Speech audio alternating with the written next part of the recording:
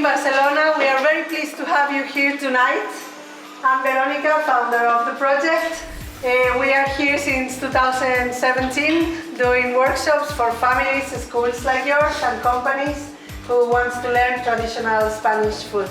If you still have grandpas and grandmas, please tell them about our project. Eldest need to have some recognition, revalue the person.